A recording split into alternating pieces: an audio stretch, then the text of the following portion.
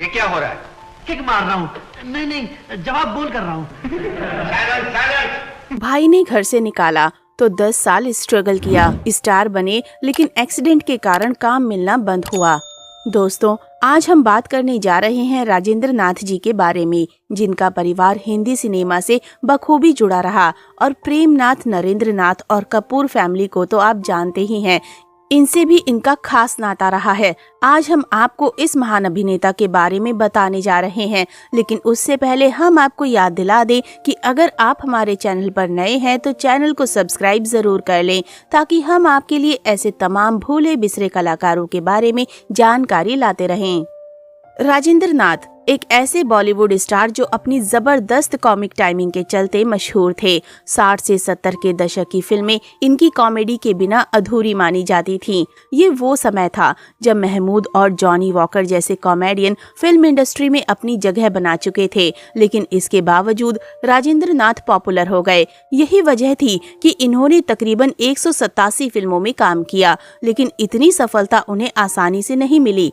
शुरुआत में छोटे छोटे रोल में किसी ने उन्हें नोटिस नहीं किया। दिल दे के देखो से उन्हें पहली बार सक्सेस मिली, जिसके बाद उन्हें 10 साल तक इंतजार करना पड़ा। राजेंद्र नाथ की पर्सनल लाइफ बेहद उतार चढ़ाव भरी रही। कभी बड़े भाई प्रेमनाथ ने घर से निकाल दिया, तो कभी कुछ गलत फैसलों के चलते उन्हें कंगाली में दिन काटने पड़े। बाद में एक्सीडेंट से काम मिलना पूरी तरह बंद हो गया। राजेंद्र नाथ का जन्म 8 जून 1931 को टीकमगढ़ मध्य प्रदेश में हुआ था। उनकी फैमिली मूलतः पेशावर पाकिस्तान से थी, लेकिन भारत पाक विभाजन के बाद जबलपुर में आकर बस गई। राजेंद्र नाथ की स्कूलिंग दरबार कॉलेज रीवा में हुई थी। कांग्रेस लीडर रहे अर्जुन सिंह उनके क्लासमेट थे। पिता राजेंद्र नाथ को डॉक्टर बनाना चाहते थे, लेकिन राजेंद्र नाथ को पढ़ाई में कोई दिलचस्पी नहीं थी। वो अपने भाई प्रेम नाथ की तरह फिल्म इंडस्ट्री में किस्मत आजमाना चाहते थे। प्रेम नाथ बॉम्बे जा चुके थे और उनकी देखा देखी पहले भाई नरेंद्र और फिर राजेंद्र नाथ ने भी 1949 के आसपास बॉम्बे का रुख कर लिया। यहाँ उन्होंने कॉलेज में एडमिशन लेकर आगे की पढ़ाई की। इसी दौरान वो पृथ्वी थिएटर से भी जुड़ गए और छोटे मोटे काम करके अपना गुजारा करने लगे। मुंबई में वो अपने भाई प्रेमनाथ के घर में रहा करते थे। प्रेमनाथ भाई बहनों में सबसे बड़े थे। उनकी बहन कृष्णा से शादी के बाद राज कपूर प्रेमनाथ को फिल्म इंडस्ट्री में काम करने के लिए मुंबई बुलाया था। उनके कहने पर प्रेमनाथ ने फिल्मों में किस्मत आजमाई और उनका करियर चल निकला। इसी दौरान उन्होंने एक्ट्रेस बीना रॉय से शादी करके अपना घर बसा लिया। राजेंद्र नाथ पृथ्वी थिएटर में होने वाले प्ले में काम करके खुश थे, लेकिन इसी दौरान वो थोड़े लापरवाह हो गए थे। उनके बड़े भाई प्रेमनाथ को उनकी लापरवाही बिल्कुल पसंद नहीं थी। इसी वजह से एक दिन उनको राजेंद्र नाथ पर गुस्सा आ गया और उन्होंने उन्हें घर से निकाल दिया। अपने घर से निकालकर प्रेमनाथ ने अपने दूसरे घर में राजेंद्र नाथ के रहने का इंतजाम तो कर दिया, लेकिन रोजमर्रा के खर्चे चलाना उनके लिए मुश्किल हो गया। तब करण जौहर के पिता यश जौहर उनके रूममेट हुआ करते थे। एक इंटरव्यू में राजेंद्र नाथ ने कहा था, मेरे पास एक पुराना स्कूटर हुआ करता था, जिसमें पेट्रोल भरवाने के लिए हमारे पास पैसे नहीं होते थे। खाने के लिए हम दोस्तों पर निर्भर थे, लेकिन ऐसा कब तक चलता? हमेशा मेरे मन में यही सवाल रहता था। मुझे अपने करियर के प्रति सीरियस होना था। मेरे भाई ने जो भी किया वो मेरे भले के लिए ही किया था। फिर राजेंद्र नाथ अपने करियर को लेकर सीरियस हो गए और फिल्मों में काम ढूंढने लगे। शुरुआत में उन्हें चंद सेकंड के रोल्स मिले और वो कोई खास पहचान नहीं बना पाए और उन्हें तकरीबन 10 साल तक स्ट्रगल करना पड़ा। इसी दौरान प्रेमनाथ ने पीएन प्रोडक्शन नाम के एक प्रोडक्शन हाउस खोला, जहां उन्होंने भाई राजेंद्र को काम दिया। राजेंद्र नाथ ने 1953 में आई फिल्म शगुफा और 1954 में रिलीज हुई फिल्म गोलकुंडा का कैदी में छोटे मोटे रोल किए, लेकिन ये दोनों फिल्में फ्लॉप रहीं। इसके बाद उन्होंने हम सब चोर हैं में पहली बार कॉमेडी की तो नोटिस किए गए। राजेंद्र नाथ के लिए 1959 में आई फिल्म दिल दे के देखो एक उम्मीद की किरण की तरह साबित हुई। इस फिल्म में अपनी जबरदस्त कॉमिक स्टाइल से उन्होंने फिल्म मेकर्स का ध्यान खींच लिया। फिल्म में राजेंद्र नाथ को शशधर मुखर्जी के कहने पर लिया गया था, जिसके डायरेक्टर नासिर हुसैन थे। इस फिल्म में शम्मी कपूर और आशा पारेख लीड रोल में थे। दिल दे के देखो के बाद राजेंद्र नाथ का करियर चल निकला और इसके बाद 1961 में आई जब प्यार किसी से होता है में पोपटलाल का रोल निभाकर राजेंद्र नाथ 60 और 70 के दशक के बेस्ट कॉमेडियंस की लिस्ट में शामिल हो गए।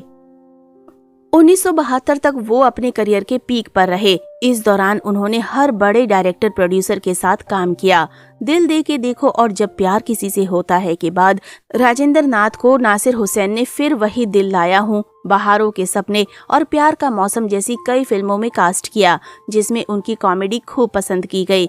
इस दौर में जॉनी वॉकर के अलावा महमूद भी बेस्ट कॉमेडियन बनने की राह पर थे, लेकिन कॉमेडी के इन दिग्गजों के बीच भी राजेंद्र नाथ को सफलता मिली। मेरे सनम और फिर वही दिल लाया हूँ उनकी बतौर कॉमेडियन बेहतरीन फिल्में मानी जाती हैं। कॉमेडी में तो राजेंद्र नाथ ने झंडे गाड़े ही थे, लेकिन एक फिल्म ऐसी भी थी जिसमें वो विलेन बने थे। ये फिल्म हमराही थी, जिसमें उनके अपोजिट शशि कला थीं।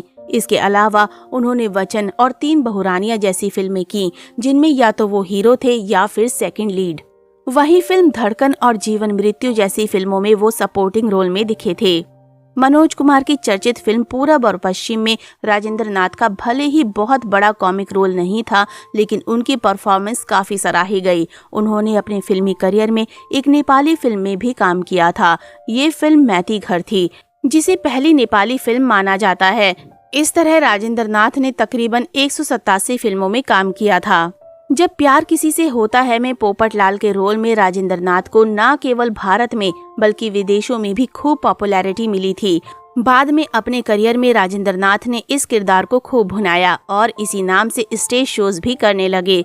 इसमें वो अपने यूनिक कॉमिक स्टाइल में जोक सुनाकर लोगों का मनोरंजन करते थे। वो ये शोज करने यूरोप और अमेरिका भी जाने लगे, जिससे उन्हें विदेशों में भी पॉपुलैरिटी मिल गई।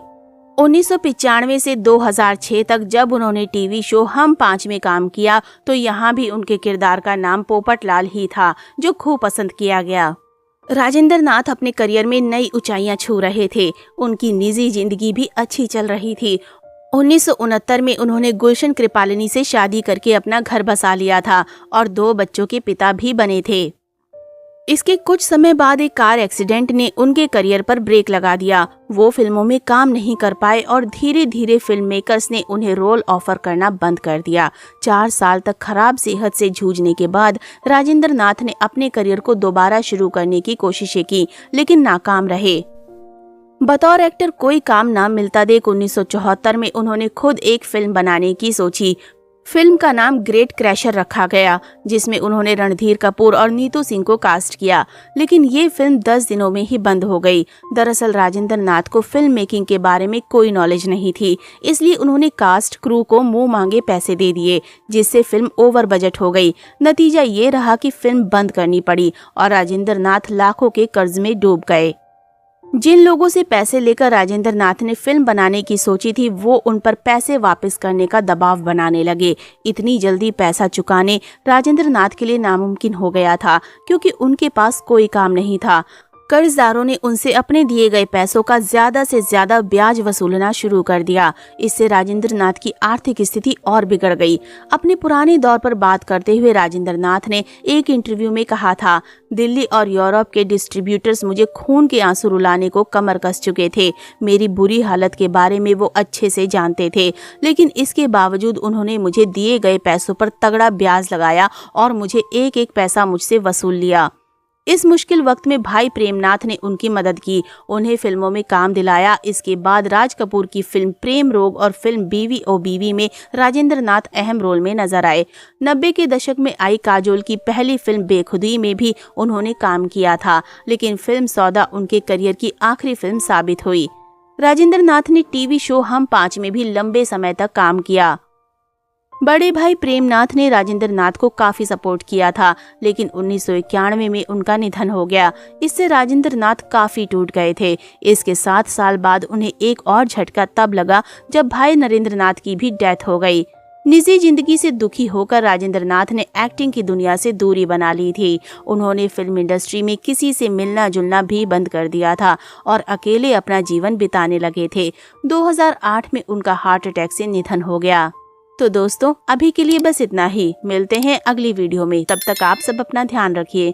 Bye bye.